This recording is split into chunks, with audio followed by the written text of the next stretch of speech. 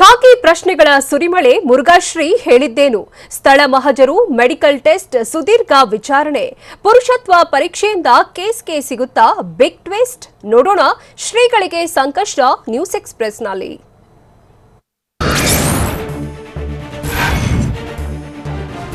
ಲೈಂಗಿಕ ದೌರ್ಜನ್ಯ ಕೇಸ್ನಲ್ಲಿ ಚಿತ್ರದುರ್ಗದ ಮುರುಘಾ ಶ್ರೀಗಳಿಗೆ ಸಂಕಷ್ಟ ಎದುರಾಗಿದೆ. ಮುರುಘಾ ಶ್ರೀಗಳಿಗೆ ಖಾಕಿ ಗ್ರಿಲ್ ಮಾಡಿದೆ. ಚಿತ್ರದುರ್ಗದ ಡಿವೈಎಸ್ಪಿ ಕಚೇರಿಯಲ್ಲಿ ಮುರುಘಾ ಶ್ರೀಗಳಿಗೆ ವಿಚಾರಣೆಯನ್ನ ಮಾಡಲಾಗಿದೆ. ಡಿವೈಎಸ್ಪಿ ಅನಿಲ್ ಕುಮಾರ್ ಹಾಗೂ ಎಸ್ಪಿ ಪರಶುರಾಮ್ ನೇತೃತ್ವದಲ್ಲಿ ವಿಚಾರಣೆ ನಡೆಸಲಾಗಿದ್ದು ಪ್ರಶ್ನೆಗಳ ಸುರಿಮಳೆಗರೆಯಲಾಗಿದೆ. ಪ್ರಕರಣ ಸಂಬಂಧ ಶ್ರೀಗಳಿಗೆ ಪೊಲೀಸರು ಸಾಲು ಸಾಲು ಪ್ರಶ್ನೆಗಳನ್ನ ಕೇಳಿದ್ದಾರೆ.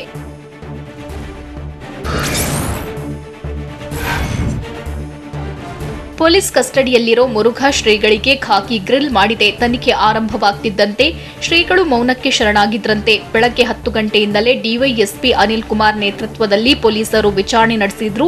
ಸಂತ್ರಸ್ತ ಬಾಲಕಿಯರ ಹೇಳಿಕೆ ಆಧರಿಸಿ ಪ್ರಶ್ನೆಗಳನ್ನ ಕೇಳಲಾಗಿದೆ. ವಿಚಾರಣೆ ವೇಳೆ ಮುರುಘಾ ಶ್ರೀಗಳು ತುಟಿ ಬಿಚ್ಚಿಲ್ವಂತೆ. ಮುರುಘಾ ಶ್ರೀಗಳ ಬಾಯಿ ಬಿಡಿಸೋದಕ್ಕೆ ಪೊಲೀಸರು ಹರಸಾಹಸ ಪಟ್ಟಿದ್ದಾರೆ.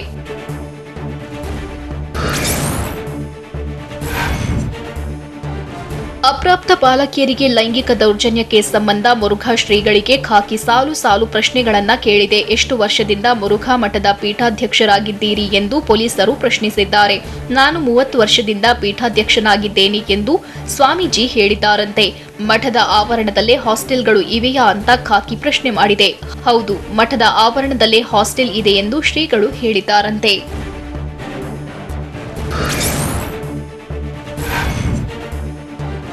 ಮುರುಘಾ ಶ್ರೀಗಳಿಗೆ ಪೊಲೀಸರು ಫುಲ್ ಗ್ರಿಲ್ ಮಾಡಿದ್ದಾರೆ. ಡಿವೈಎಸ್ಪಿ ಅನಿಲ್ ಕುಮಾರ್ ನೇತೃತ್ವದ ತಂಡ ಕೇಳಿದ ಪ್ರಶ್ನೆಗಳಿಗೆ ಶ್ರೀಗಳು ಗಲಿಬಿಲಿಗೊಂಡಿದ್ದಾರೆ. ಮಠದ ಆವರಣದಲ್ಲಿ ಯಾವ್ಯಾವ ಹಾಸ್ಟೆಲ್ಗಳು ಇವೆ, ಎಷ್ಟು ವರ್ಷಗಳ ಹಿಂದೆ ಹಾಸ್ಟೆಲ್ ಆರಂಭವಾಗಿದ್ವು ಅಂತ ಪೊಲೀಸರು ಪ್ರಶ್ನಿಸಿದ್ದಾರೆ. ಅಲ್ಲದೆ ಹಾಸ್ಟೆಲ್ನಲ್ಲಿದ್ದ ಮಕ್ಕಳು ನಿಮ್ಮ ದರ್ಶನಕ್ಕೆ ಬರ್ತಿದ್ರೆ ಅಂತ ಪೊಲೀಸರು ಕೇಳಿದ್ದಾರೆ.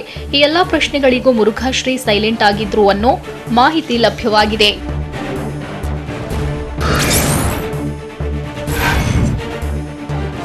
ಲೈಂಗಿಕ ದೌರ್ಜನ್ಯ ಆರೋಪ ಪ್ರಕರಣ ಸಂಬಂಧ ಪೊಲೀಸರು ಕೇಳ್ತಿರೋ ಪ್ರಶ್ನೆಗಳಿಗೆ ಸ್ವಾಮೀಜಿ ಉತ್ತರಿಸ್ತಿಲ್ವಂತೆ. ಹಲವಾರು ಪ್ರಶ್ನೆಗಳನ್ನ ಕೇಳಿದ್ರೆ ಶ್ರೀಗಳು ಮೌನದ ಮೊರೆ ಹೋಗಿದ್ದಾರೆ ಎನ್ನಲಾಗಿದೆ. ಏನೇ ಪ್ರಶ್ನೆ ಕೇಳಿದ್ರೂ ಸುಳ್ಳು ಆರೋಪ, ಷಡ್ಯಂತ್ರ ಅಂತ ಮುರುಘಾ ಶ್ರೀಗಳು ಪದೇ ಪದೇ ಹೇಳ್ತಿದ್ದಾರಂತೆ. ಆದರೆ ಪೊಲೀಸರ ಪ್ರಶ್ನೆಗೆ ಶ್ರೀಗಳು ಉತ್ತರ ಕೊಟ್ಟಿಲ್ಲ ಅನ್ನೋ ಮಾಹಿತಿ ಲಭ್ಯವಾಗಿದೆ. ಮುರುಘಾ ಶ್ರೀ ಬಾಯಿ ಬಿಡಿಸೋಕೆ ಪೊಲೀಸರು ನೂರಾರು ಪ್ರಶ್ನೆ ರೆಡಿ ಮಾಡಿಕೊಂಡಿದ್ದಾರೆ.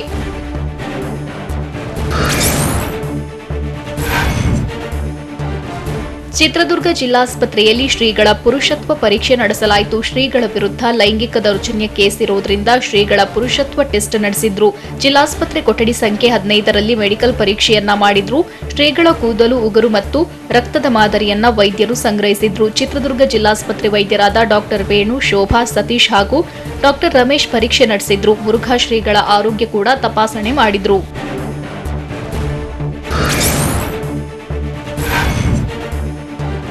ಮುರುಘಾ ಶ್ರೀಗಳ ವಿರುದ್ಧ ಪೋಕ್ಸೋ ಕೇಸ್ ದಾಖಲಾಗಿದೆ. ಮುರುಘಾ ಶ್ರೀಗಳು ಖಾಕಿ ಕೈಯಲ್ಲಿ ಸಿಲುಕಿ ವಿಲವಿಲ ಅಂತಿದ್ದಾರೆ. ಜಿಲ್ಲಾಸ್ಪತ್ರೆ ವೈದ್ಯರು ಪರೀಕ್ಷೆಗಾಗಿ ಮುರುಘಾ ಶ್ರೀಗಳ ವೀರ್ಯದ ಮಾದರಿಯನ್ನ ತೆಗೆದುಕೊಂಡಿದ್ದಾರೆ.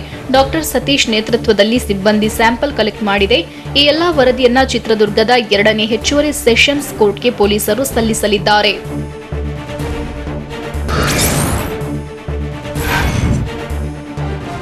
ಲೈಂಗಿಕ ದೌರ್ಜನ್ಯ ಆರೋಪ ಕೇಸ್ ದಾಖಲು ಆಗಿರೋದ್ರಿಂದ ಶ್ರೀಗಳ ರಕ್ತ, ಕೂದಲು, ಉಗುರು ಮಾದರಿಯನ್ನ ವೈದ್ಯರು ಸಂಗ್ರಹಿಸಿದ್ರು. ಶ್ರೀಗಳ ವೀರ್ಯ ಕೂಡ ಸಂಗ್ರಹಿಸಿ ಎಫ್ಎಸ್ಎಲ್ ಅಧಿಕಾರಿಗಳಿಗೆ ಸ್ಯಾಂಪಲ್ ರವಾನಿಸಲಾಯಿತು. ಬಳಿಕ ಚಿತ್ರದುರ್ಗ ಜಿಲ್ಲಾಸ್ಪತ್ರೆಯಿಂದ ಡಿವೈಎಸ್ಪಿ ಕಚೇರಿಗೆ ಸ್ವಾಮೀಜಿಯನ್ನ ವಾಪಸ್ ಕರೆತರಲಾಯಿತು. ಆರೋಪಿ ಸ್ವಾಮೀಜಿಯನ್ನ ಖಾಕಿ ಭದ್ರತೆಯಲ್ಲಿ ಪೊಲೀಸ್ ಸಿಬ್ಬಂದಿ ವಾಪಸ್ ಕರೆತಂದ್ರು.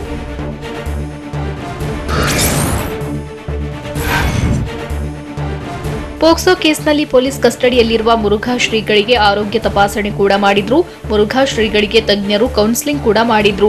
ಆಸ್ಪತ್ರೆಯ ಮನೋವೈದ್ಯೆ doctor Shobha, physician doctor Leela Raghav, doctor Venugopal ಆರೋಪಿ ಶ್ರೀಗಳಿಗೆ ಮೆಡಿಕಲ್ ಟೆಸ್ಟ್ ನಡೆಸಿದ್ರು. ಮುರುಘಾ ಶ್ರೀ ಆರೋಗ್ಯದಲ್ಲಿ ಏನಾದರೂ ಏರುಪೇರಾಗಿದ್ಯಾ ಅನ್ನೋ ಬಗ್ಗೆಯೂ ತಪಾಸಣೆ ನಡೆಸಿ ಮತ್ತೆ ಡಿವೈಎಸ್ಪಿ ಕಚೇರಿಗೆ ಶ್ರೀಗಳನ್ನ ಕರೆತರಲಾಯಿತು.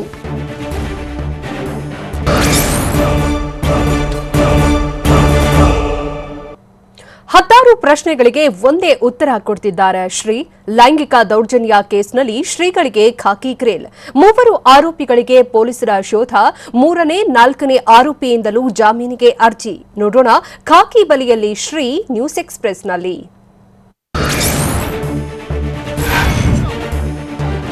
ಚಿತ್ರದುರ್ಗದ ಜಿಲ್ಲಾಸ್ಪತ್ರೆಯಲ್ಲಿ ವೈದ್ಯಕೀಯ ತಪಾಸಣೆ ನಡೆಸಿದ ಬಳಿಕ ಮುರುಘಾ ಶ್ರೀಗಳನ್ನ ಮತ್ತೆ ಡಿವೈಎಸ್ಪಿ ಕಚೇರಿಗೆ ಕರೆತರಲಾಯಿತು. ಪೊಲೀಸ್ ವಾಹನದಲ್ಲೇ ಬಿಗಿ ಭದ್ರತೆಯಲ್ಲಿ ಶ್ರೀಗಳನ್ನ ಡಿವೈಎಸ್ಪಿ ಕಚೇರಿಗೆ ಪೊಲೀಸರು ಕರೆತಂದ್ರು. ಆಸ್ಪತ್ರೆಯಿಂದ ಬಂದ ಬಳಿಕ ಮತ್ತೆ ಪೊಲೀಸರು ವಿಚಾರಣೆಯನ್ನ ಮುಂದುವರೆಸಿದ್ರು.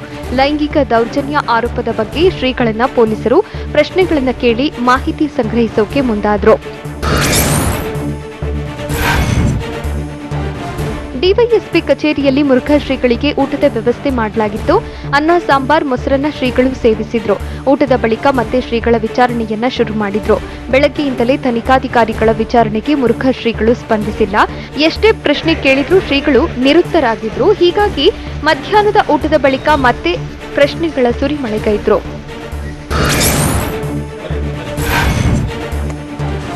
ಪೊಲೀಸ್ ಕಸ್ಟಡಿಯಲ್ಲಿ ಸಿಲುಕಿ ಮುರುಘಾ ಶ್ರೀಗಳು ಸಂಕಷ್ಟಕ್ಕೆ ಸಿಲುಕಿದ್ದಾರೆ. ಚಿತ್ರದುರ್ಗದ ಮುರುಘಾ ಶ್ರೀಗಳ ಪರ ವಕೀಲರು ಮಧ್ಯಂತರ ಜಾಮೀನಿಗೆ ಅರ್ಜಿ ಸಲ್ಲಿಸಿದ್ದಾರೆ. ಚಿತ್ರದುರ್ಗದ 2ನೇ ಹೆಚ್ಚುವರಿ ನ್ಯಾಯಾಲಯಕ್ಕೆ ಅರ್ಜಿ ಸಲ್ಲಿಸಲಾಗಿದೆ. ಇಂದೇ ಜಾಮೀನು ನೀಡುವಂತೆ ಮುರುಘಾ ಶ್ರೀಗಳ ಪರ ವಕೀಲರು ಮನವಿ ಮಾಡಿದ್ದಾರೆ. ಶ್ರೀಗಳಿಗೆ ಅನಾರೋಗ್ಯ ಹಿನ್ನೆಲೆ ಮಧ್ಯಂತರ ಜಾಮೀನು ನೀಡುವಂತೆ ಕೋರ್ಟ್ನಲ್ಲಿ ವಕೀಲರು ಅರ್ಜಿ ಸಲ್ಲಿಸಿದ್ದಾರೆ.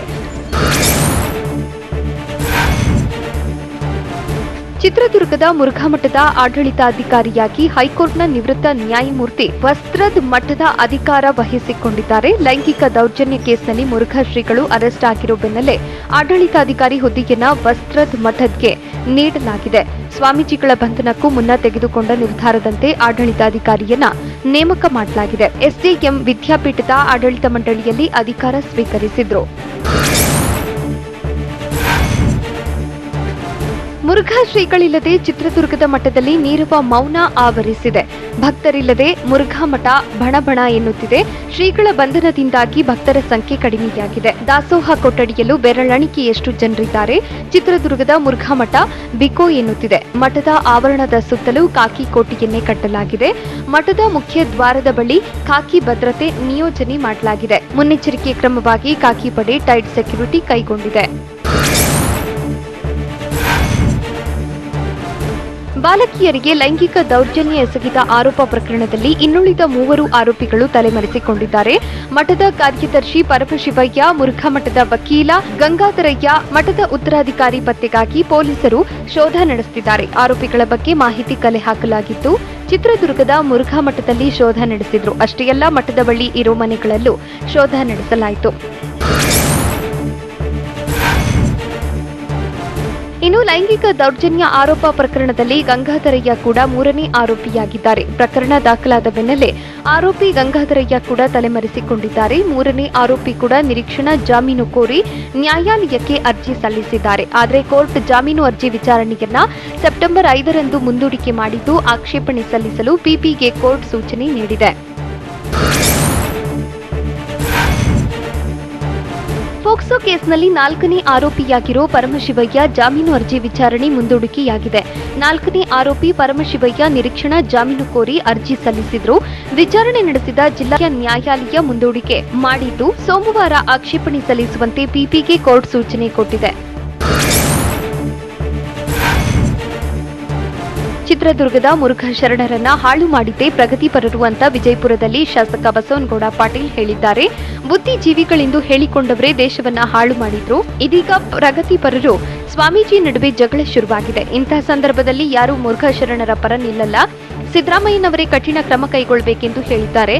ಶ್ರೀಗಳು ಹಿಂದೂ ಧರ್ಮದ ಬಗ್ಗೆ ಹಗುರವಾಗಿ ಮಾತನಾಡುತ್ತಿದ್ರು ಅಂತ ಶಾಸಕ ಬಸವನಗೌಡ ಪಾಟೀಲ್ ಯತ್ನಾಳ್ ಹೇಳಿದ್ದಾರೆ.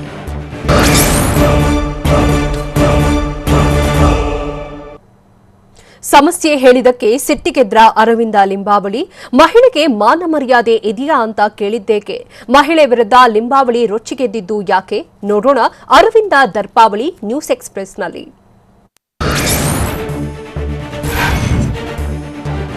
ಮಳೆಯಿಂದಾಗಿ ಬೆಂಗಳೂರಿನ ನಿವಾಸಿಗಳು ಸಾಕಷ್ಟು ಸಂಕಷ್ಟ ಅನುಭವಿಸ್ತಾ ಇದ್ದಾರೆ. ಮನೆಗಳಿಗೆ ನೀರು ನುಗ್ಗಿ ಅನಾಹುತ ಆಗಿವೆ.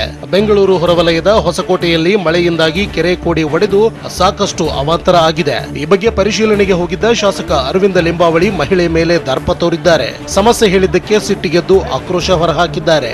ಜನರ ಸಂಕಷ್ಟದ ಧ್ವನಿಗೆ ಬೆಲೆಯೇ ಇಲ್ವಾ? ಕಷ್ಟವನ್ನ ಶಾಸಕರ ಬಳಿ ಹೇಳಿಕೊಂಡಿದ್ದೇ ತಪ್ಪಾ ಅಂತ ಪ್ರಶ್ನಿಸಲಾಗ್ತಿದೆ. ಕಾಂಗ್ರೆಸ್ ಕೂಡ ಶಾಸಕರ ವಿರುದ್ಧ ಗರಂ ಆಗಿದೆ.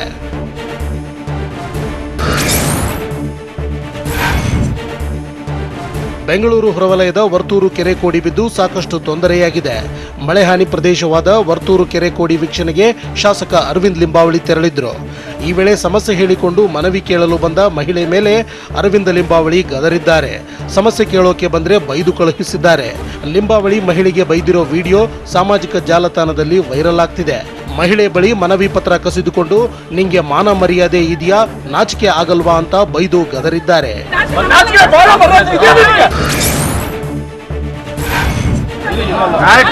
ಸಮಸ್ಯೆ ಹೇಳಲು ಬಂದ ಮಹಿಳೆಗೆ ಶಾಸಕರು ಬೈದಿದ್ದಾರೆ ಅನ್ನೋ ಆರೋಪ ಸಂಬಂಧ ಮಹಿಳೆ ರೂತ್ ಎಸ್ ಸಗಾಯಿ ಮೇರಿ ಅಸಮಾಧಾನ ಹೊರಹಾಕಿದ್ರು. ಶಾಸಕರ ವಿರುದ್ಧ ಕಾನೂನು ಹೋರಾಟ ಮಾಡೋದಾಗಿ ಎಚ್ಚರಿಕೆ ಕೊಟ್ಟಿದ್ದಾರೆ. ಶಾಸಕ ಲಿಂಬಾವಳಿ ದೌರ್ಜನ್ಯ ಮಾಡಿದ್ದಾರೆ. ಮನವಿ ನೀಡಲು ಹೋದಾಗ ನನ್ನ ಮೇಲೆ ಹಲ್ಲೆಗೆ ಮುಂದಾಗಿದ್ರು. ಒತ್ತುವರಿಯಾಗಿದ್ರೆ ಕಾನೂನು ರೀತಿಯಲ್ಲಿ ಸರಿಪಡಿಸಲು ಸಿದ್ಧರಿದ್ದೇವೆ. ನನ್ನ ಮಾತು ಸಹ ಆಲಿಸದೆ ಬಾಯಿಗೆ ಬಂದಂತೆ ಮಾತನಾಡಿದ್ರು. ನಾನು ಸ್ವಲ್ಪ ಮಾತನಾಡಿದ್ದಕ್ಕೆ ನನ್ನ ಮೇಲೆಯೇ ಹಲ್ಲೆಗೆ ಮುಂದಾಗಿದ್ರು. ಜಾಗ ಒತ್ತುವರಿಯಾಗಿದ್ರೆ ನೋಟಿಸ್ ಕೊಡಬಹುದಾಗಿತ್ತು ಅಂತ ಸಗಾಯಿ ಮೇರಿ ಆಕ್ರೋಶ ವ್ಯಕ್ತಪಡಿಸಿದ್ರು. ಕೈ ತರ್ತಾ ಇದ್ದಾರೆ ಸರ್ ಹೊಡೆಯಕ್ಕೆ. ಮಹಿಳೆ ಮೇರಿ ವಿರುದ್ಧ ವೈಟ್ಫೀಲ್ಡ್ ಪೊಲೀಸ್ ಠಾಣೆಯಲ್ಲಿ ಎಫ್ಐಆರ್ ದಾಖಲಾಗಿದೆ. ಶಾಸಕ ಅರವಿಂದ್ ಲಿಂಬಾವಳಿ ಅವರ ಕರ್ತವ್ಯಕ್ಕೆ ಅಡ್ಡಿಪಡಿಸಿದ ಆರೋಪದಡಿ ಕೇಸ್ ದಾಖಲಾಗಿದೆ. ರೂತ್ ಎಸ್ ಸಗಾಯಿ ಮೇರಿ ವಿರುದ್ಧ ಪೊಲೀಸರು ಎಫ್ಐಆರ್ ದಾಖಲಿಸಿದ್ದಾರೆ. ಮಳೆ ಹಾನಿ ಪರಿಶೀಲನೆ ಸಂದರ್ಭದಲ್ಲಿ ಅರವಿಂದ್ ಲಿಂಬಾವಳಿಗೆ ಮನವಿ ಸಲ್ಲಿಸಲು ಬಂದ ವೇಳೆ ಮಹಿಳೆ ಮೇಲೆ ಶಾಸಕರು ಗರಂ ಆಗಿ ಕೂಗಾಡಿದ್ರು. ಅಷ್ಟೇ ಅಲ್ಲ, ಪೊಲೀಸ್ ಠಾಣೆಯಲ್ಲಿ ಕೂರಿಸಿ ಅಂತ ಶಾಸಕರು ಹೇಳಿದ್ರು. ಈ ಸಂಬಂಧ ಮೇರಿ ಪ್ರತಿಭಟನೆಯನ್ನು ಮಾಡಿದ್ರು. ಇದರ ಬೆನ್ನಲ್ಲೇ ಇದೀಗ ಮೇರಿ ವಿರುದ್ಧವೇ ಎಫ್ಐಆರ್ ದಾಖಲಿಸಲಾಗಿದೆ.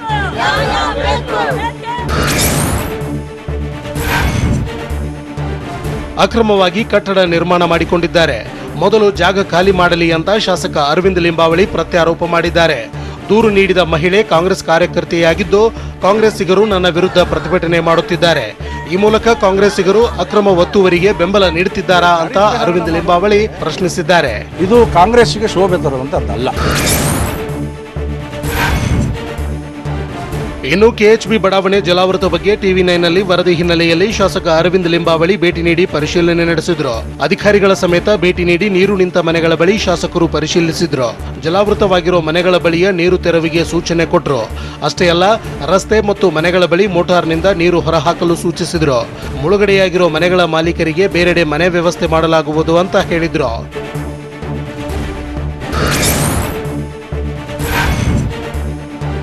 ಕರ್ನಾಟಕ ಬಿಜೆಪಿಯ ಸ್ತ್ರೀಪರ ಕಾಳಜಿಯ ವೀರಾಧಿವೀರರೇ, ಸಿಡಿ ಶೂರರೇ, ಕೋರ್ಟ್ನಿಂದ ತಡೆಯಾಜ್ಞೆ ತಂದ ಧೀರರೇ, ಮಹಿಳೆ ಮೇಲೆ ಲಿಂಬಾವಳಿ ದೌರ್ಜನ್ಯಕ್ಕೆ ರೊಚ್ಚಿಗೇಳುವುದು ಯಾವಾಗ ಅಂತ ಬಿಜೆಪಿ ಶಾಸಕ ಅರವಿಂದ್ ಲಿಂಬಾವಳಿ ವಿರುದ್ಧ ಕೆಪಿಸಿಸಿ ಘಟಕ ಟ್ವೀಟ್ ಮಾಡಿದೆ. ಸ್ತ್ರೀಕುಲದ ಗೌರವವನ್ನ ಎತ್ತಿ ಹಿಡಿಯುವುದು ಯಾವಾಗ?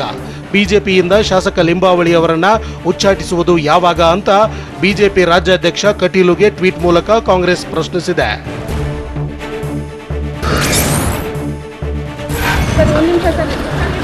ಸಮಸ್ಯೆ ಹೇಳಿಕೊಳ್ಳಲು ಬಂದ ಮಹಿಳೆ ಮೇಲೆ ದರ್ಪ ತೋರಿ ನಿಂದಿಸಿದ ಆರೋಪ ಸಂಬಂಧ ಕೆಪಿಸಿಸಿ ಅಧ್ಯಕ್ಷ ಡಿಕೆ ಶಿವಕುಮಾರ್ ಪ್ರತಿಕ್ರಿಯಿಸಿದ್ದಾರೆ. ಬ್ರ್ಯಾಂಡ್ ಬೆಂಗಳೂರು ಈಗ ಗೋವಿಂದ ಗೋವಿಂದ ಅಂತ ಹೇಳಿದ ಡಿಕೆಶಿ, ಲಿಂಬಾವಳಿ ಅಷ್ಟೇ ಅಲ್ಲ, ಸರ್ಕಾರಕ್ಕೂ ಮುಂದುವರಿಯುವ ಅರ್ಹತೆ ಇಲ್ಲ. ಶಕ್ತಿ ಇಲ್ಲದ ಮಹಿಳೆಯರು ಯಾವುದೇ ಪಕ್ಷ ಇರಬಹುದು.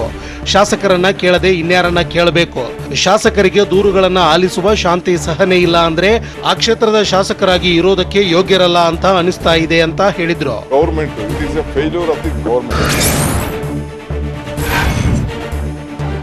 ಬಿಜೆಪಿ ಶಾಸಕ ಅರವಿಂದ್ ಲಿಂಬಾವಳಿ ವಿರುದ್ಧ ನಿಂದನೆ ಆರೋಪ ಸಂಬಂಧ ಕಾಂಗ್ರೆಸ್ ರಾಜ್ಯ ಉಸ್ತುವಾರಿ ರಣದೀಪ್ ಸುರ್ಜೇವಾಲಾ ಟ್ವೀಟ್ ಮಾಡಿದ್ದಾರೆ. ಸ್ತ್ರೀ ಉದ್ಧಾರಕರಂತೆ ಬೂಟಾಟಿಕೆಯ ಮಾತನಾಡೋ ಬಿಜೆಪಿಗರೇ, ಮಹಿಳೆಯರೊಂದಿಗೆ ಅನುಚಿತವಾಗಿ ನಡೆದುಕೊಂಡ ಶಾಸಕರ ವರ್ತನೆ ಅಕ್ಷಮ್ಯ. ಮಹಿಳಾ ವಿರೋಧಿ ನಡೆ ವಿರುದ್ಧ ಮಾತನಾಡುವ ಧೈರ್ಯ ತೋರುತ್ತೀರಾ ಅಂತ ಸುರ್ಜೇವಾಲಾ ಪ್ರಶ್ನಿಸಿದ್ದಾರೆ. ಶಾಸಕ ಅರವಿಂದ್ ಲಿಂಬಾವಳಿ ಮಹಿಳಾ ವಿರೋಧಿ ಅಂತ ಸುರ್ಜೇವಾಲಾ ಟ್ವೀಟ್ ಮಾಡಿದ್ದಾರೆ.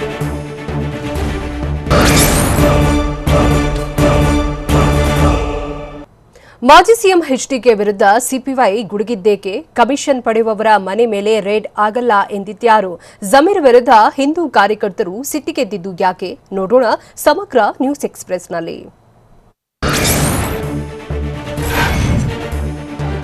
ಮಾಜಿ ಸಿಎಂ ಎಚ್ಡಿಕೆ ವಿರುದ್ಧ ಸಿಪಿ ಯೋಗೇಶ್ವರ್ ವಾಗ್ದಾಳಿ ನಡೆಸಿದ್ದಾರೆ. ಅವಯ್ಯ ಮೂಡ್ ಬಂದಂಗೆ ಮನಸ್ಸಿಗೆ ಬಂದಂಗೆ ಮಾತಾಡ್ತಾರೆ. ಒಂದು ಸಲ ಮಳೆ ಆಗಲು ನಾನೇ ಕಾರಣ ಅಂದ್ರು. ಮಳೆ ಅನಾಹುತಕ್ಕೂ ಅವರೇ ಕಾರಣವಾಗಬೇಕು ಅಲ್ವೇ? ಹೀಗಾಗಿ ಎಚ್ಡಿ ಕುಮಾರಸ್ವಾಮಿ ಮಾತಿಗೆ ಅಷ್ಟು ಗೌರವವಿಲ್ಲ. ಎಚ್ಡಿಕೆ ಆರೋಪಗಳಿಗೆ ಉತ್ತರ ಕೊಡುವುದು ಸಮಂಜಸವಲ್ಲ. ಬಹಿರಂಗ ಚರ್ಚೆಗೆ ಬಂದ್ರೆ ಅವರ ಜೊತೆ ಮಾತನಾಡಬಹುದು ಅಂತ ಚನ್ನಪಟ್ಟಣದಲ್ಲಿ ಸಿಪಿ ಯೋಗೇಶ್ವರ್ ಹೇಳಿದ್ದಾರೆ.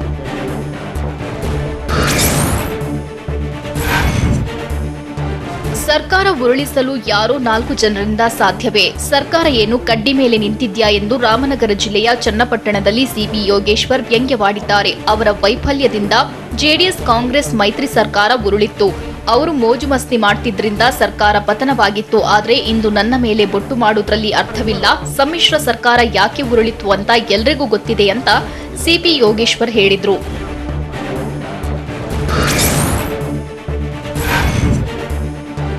ಸರ್ಕಾರದ ವಿರುದ್ಧ 40% ಕಮಿಷನ್ ಆರೋಪ ವಿಚಾರಕ್ಕೆ ಸಂಬಂಧಿಸಿದಂತೆ ಕೆಪಿಸಿಸಿ ಪ್ರಚಾರ ಸಮಿತಿ ಅಧ್ಯಕ್ಷ ಎಂಬಿ ಪಾಟೀಲ್ ಪ್ರತಿಕ್ರಿಯಿಸಿದ್ದಾರೆ. ಕಮಿಷನ್ ಪಡೆಯೋ ಮಂತ್ರಿಗಳ ಮನೆಗಳ ಮೇಲೆ ರೇಡ್ ಆಗಲ್ಲ, ಯಾಕೆ ಸಿಬಿಐ, ಇಡಿ, ಐಟಿ ದಾಳಿ ಮಾಡಲ್ಲ ಅಂತ ಪ್ರಶ್ನಿಸಿದ್ದಾರೆ. ಈ ದಾಳಿಗಳು ವಿರೋಧ ಪಕ್ಷಗಳ ಮೇಲೆ ಮಾತ್ರ ನಡೆಯುತ್ತೆ. ಭ್ರಷ್ಟಾಚಾರ ವಿರುದ್ಧ ಇಡಿ, ಐಟಿ, ಸಿಬಿಐ ದಾಳಿ ನಡೆಯಲ್ಲ ಅಂತ ತುಮಕೂರಿನಲ್ಲಿ ಎಂಬಿ ಪಾಟೀಲ್ ಹೇಳಿದ್ದಾರೆ.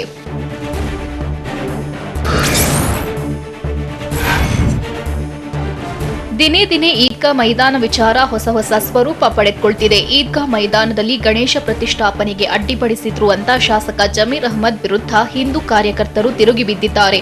ಜಮೀರ್ ಅಹಮದ್ ಪುತ್ರನ ಸಿನಿಮಾ ಬಹಿಷ್ಕರಿಸುವಂತೆ ಕರೆ ನೀಡಿದ್ದಾರೆ. ಝೈದ್ ಖಾನ್ ಅಭಿನಯದ ಬನಾರಸ್ ಚಿತ್ರವನ್ನ ಬಹಿಷ್ಕರಿಸುವಂತೆ ಚಾಮರಾಜಪೇಟೆಯ ಹಿಂದೂ ಕಾರ್ಯಕರ್ತರು ಬಾಯ್ಕಾಟ್ ಬನಾರಸ್ ಅಭಿಯಾನ ನಡೆಸುತ್ತಿದ್ದಾರೆ.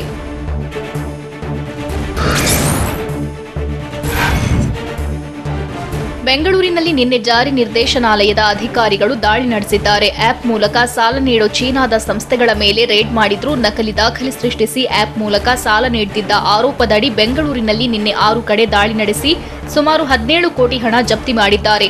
ಸಾರ್ವಜನಿಕರಿಂದ ವ್ಯಾಪಕ ದೂರು ಕೇಳಿಬಂದಿತ್ತು. ಸೈಬರ್ ಕ್ರೈಂ ಪೊಲೀಸ್ ಠಾಣೆಯಲ್ಲಿ 18 ಎಫ್ಐಆರ್ ದಾಖಲಾಗಿತ್ತು. ಈ ಸಂಬಂಧ ಇಡಿ ಅಧಿಕಾರಿಗಳು ದಾಳಿ ನಡೆಸಿ ಪರಿಶೀಲನೆ ನಡೆಸಿದ್ರು.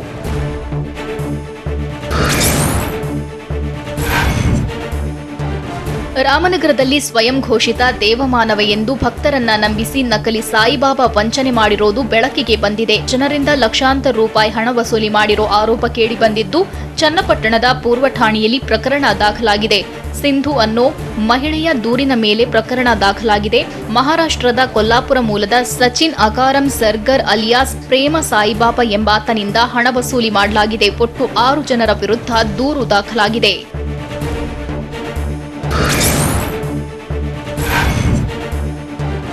ಬೆಣ್ಣೆನಗರಿ ದಾವಣಗೆರೆಯಲ್ಲಿ ಚಿನ್ನದ ಆಭರಣ ವ್ಯಾಪಾರದಲ್ಲಿ ಖ್ಯಾತಿ ಗಳಿಸಿದ ಜೋಯಲುಕಾಸ್ ಸಂಸ್ಥೆ ತನ್ನ ಶೋರೂಂ ಆರಂಭಿಸಿದೆ. ದಾವಣಗೆರೆ ನಗರದ ಹಳೆ ಪಿಬಿ ರಸ್ತೆಯಲ್ಲಿ ಆರಂಭವಾದ ನೂತನ ಶೋರೂಂ ಅನ್ನ ಮೇಯರ್ ಜಯಮ್ಮ ಗೋಪ್ಯನಾಯ್ಕ್ ಹಾಗೂ ಉದ್ಯಮಿ ಅಥಣಿ ವೀರಣ್ಣ ಅವರು ಉದ್ಘಾಟಿಸಿದ್ರು. ಇಂದಿನಿಂದ 5ನೇ ತಾರೀಖಿನವರೆಗೆ 50,000 ಮೌಲ್ಯದ ಚಿನ್ನದ ಖರೀದಿ ಮಾಡಿದವರಿಗೆ 200 ಮಿಲಿಗ್ರಾಂ ಚಿನ್ನದ ನಾಣ್ಯ ನೀಡಲು ಸಂಸ್ಥೆ ನಿರ್ಧರಿಸಿದೆ.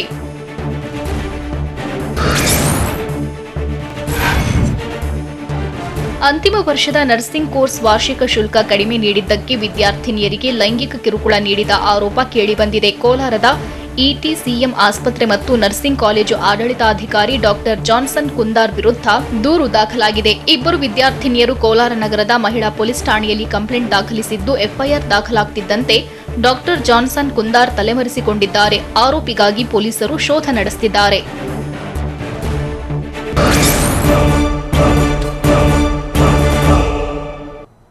ರಾಜ್ಯಾದ್ಯಂತ ತಗ್ಗಿದ ಮಳೆ, ನಿಲ್ಲದ ಅವಾಂತರಗಳ ಸರಣಿ. ಗದಗ್ನಲ್ಲಿ ಹಳ್ಳದಲ್ಲಿ ಕೊಚ್ಚಿ ಹೋಗ್ತಿದ್ದ ಸವಾರ ಬಚಾವ್. ಚಾಮರಾಜನಗರದಲ್ಲಿ ಸೃಷ್ಟಿಯಾಗಿರೋ ಅನಾಹುತ ಏನು? ಬಾಗಲಕೋಟೆಯಲ್ಲಿ ಸೇತುವೆ ಮುಳುಗಡೆ. ನೋಡೋಣ ಪ್ರವಾಹ ತತ್ತರ ನ್ಯೂಸ್ ಎಕ್ಸ್‌ಪ್ರೆಸ್‌ನಲ್ಲಿ.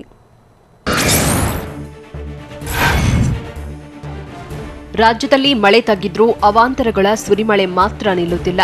ರಕ್ಕಸ ಮಳೆಯಿಂದಾಗಿರೋ ಅನಾಹುತಗಳಿಗೆ ರೈತರು ಹೈರಾಣಾಗಿದ್ದಾರೆ. ರಾಜ್ಯಾದ್ಯಂತ ಹಲವೆಡೆ ಮಳೆಯಿಂದಾಗಿ ಹಳ್ಳ ಕೊಳ್ಳಗಳು ಭರ್ತಿಯಾಗಿ ಕೂಡಿಬಿದ್ದು ಅಪಾರ ಪ್ರಮಾಣದ ಬೆಳೆಗಳು ನಾಶವಾಗಿದೆ. ಜಮೀನುಗಳೆಲ್ಲ ಕೆರೆಯಂತಾಗಿವೆ. ಮಳೆ ನೀರಿನಲ್ಲೇ ಜಮೀನು ಮುಳುಗಿದ್ದು ಬೆಳೆಗಳೆಲ್ಲ ನಾಶವಾಗಿವೆ. ಇದರಿಂದಾಗಿ ಕಷ್ಟಪಟ್ಟು ಬೆಳೆ ಬೆಳೆದ ಅನ್ನದಾತರು ಕಣ್ಣೀರಲ್ಲೇ ಕೈ ತೊಳೆಯುವಂತಾಗಿದೆ.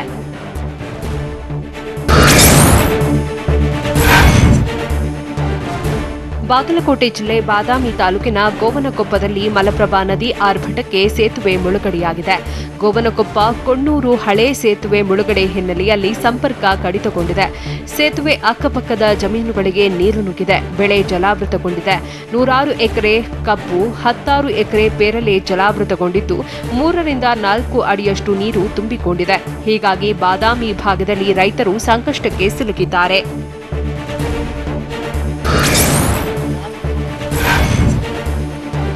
ಮಹಾರಾಷ್ಟ್ರದ ಪಶ್ಚಿಮ ಘಟ್ಟದಲ್ಲಿ ಮಳೆ ಅಬ್ಬರ ಮುಂದುವರೆದಿದೆ. ಬೆಳಗಾವಿ ಜಿಲ್ಲೆ ಸವದತ್ತಿ ತಾಲೂಕಿನ ಮುನವಳ್ಳಿ ಬಳಿಯ ನವಿಲುತೀರ್ಥ ಡ್ಯಾಂನಿಂದ ಮಲಪ್ರಭಾ ನದಿಗೆ ನೀರು ಬಿಡುಗಡೆ ಮಾಡಲಾಗಿದೆ. ಹೀಗಾಗಿ ರಾಮದುರ್ಗ ಹಾಗೂ ದೊಡಮಂಗಡಿ ಹಳಿಯ ಸೇತುವೆ ಮುಳುಗಡೆಯಾಗಿದೆ. ರಾಮದುರ್ಗದ ವೆಂಕಟೇಶ್ವರ ದೇಗುಲ ಬಳಿಯ ಸೇತುವೆ ಜಲಾವೃತಗೊಂಡಿದ್ದು ಮಲಪ್ರಭಾ ನದಿ ತೀರದ ಗ್ರಾಮಗಳಿಗೆ ಪ್ರವಾಹದ ಭೀತಿ ಹೆಚ್ಚಾಗಿದೆ. ರಾಮದುರ್ಗ ತಾಲೂಕು ಹಾಗೂ ಗದಗ ಜಿಲ್ಲೆಯಲ್ಲೂ ಪ್ರವಾಹದ ಆತಂಕ ಎದುರಾಗಿದೆ.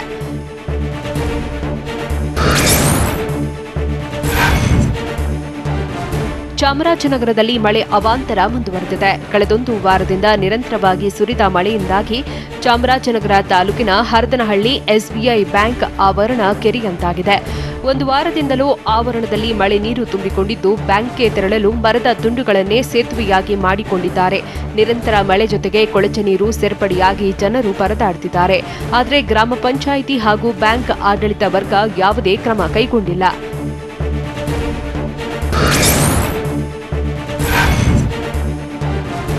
ಚಾಮರಾಜನಗರ ತಾಲೂಕಿನ ಸುವರ್ಣಾವತಿ ಹಾಗೂ ಚಿಕ್ಕಹೊಳೆ ಜಲಾಶಯ ಮಳೆಯಿಂದಾಗಿ ಭರ್ತಿಯಾಗಿದೆ. ನಿರಂತರವಾಗಿ ಸುರಿಯುತ್ತಿರೋ ಮಳೆಗೆ ಜಲಾಶಯ ಭರ್ತಿಯಾಗಿದ್ದು ನೀರು ಹರಿಯುತ್ತಿದೆ.